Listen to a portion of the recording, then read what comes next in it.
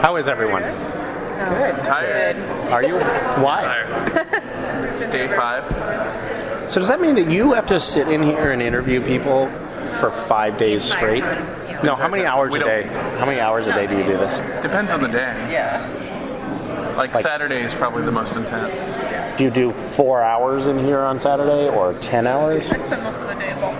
Probably closer to 10. Really? So that glazed look on everybody's face So sorry. is Exhaustion. it's not just because we're boring. You're very unboring. That's a factor. That's a A factor. little bit. 17%. So you have your deadline for Gish Wish Yes. tomorrow? Yes. Is that correct? Yes. Talk about that? Yes. It's the final one, right? Yeah, it's the last Gishwiz, and it's the last day to sign up for it.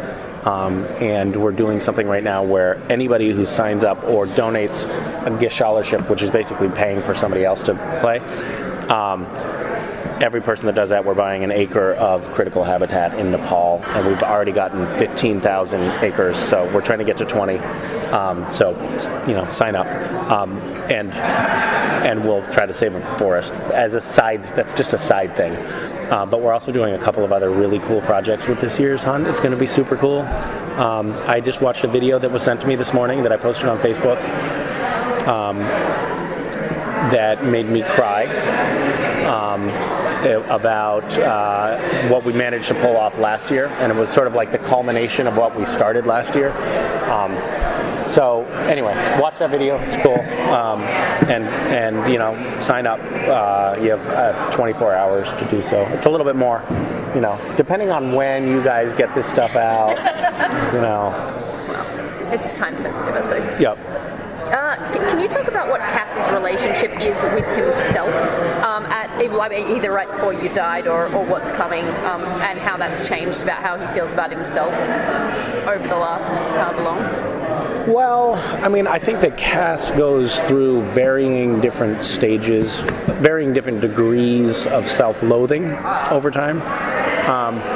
I actually think, and so a lot of his actions end up being motivated by him trying to sort of pay penance for past failures that he perceives himself having made.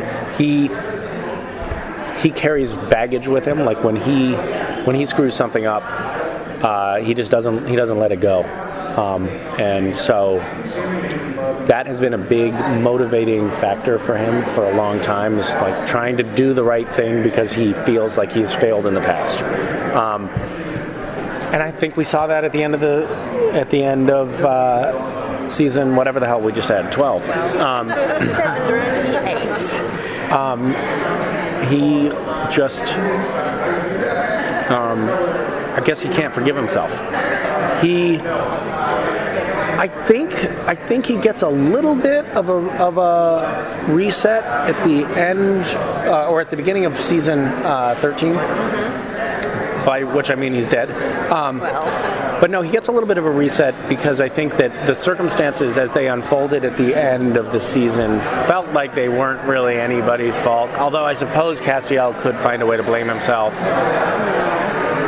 in some way. But so far in what I've seen, he isn't blaming himself too much. Well, that's good. Yeah, and I think that now we're also sort of uniting around a common purpose, ultimately.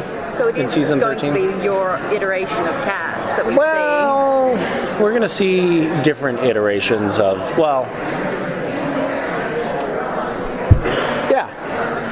no, the cast that comes back is not like a totally different cast. Yeah.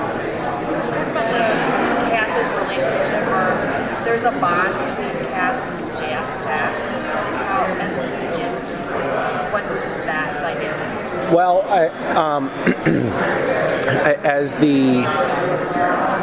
it takes a long time for them to actually come together in the show. I don't think we have scenes together until episode 6 or something like that. But in a way, I think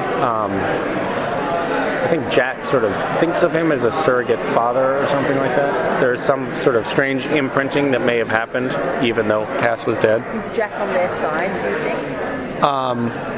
I think that's a big question for everybody.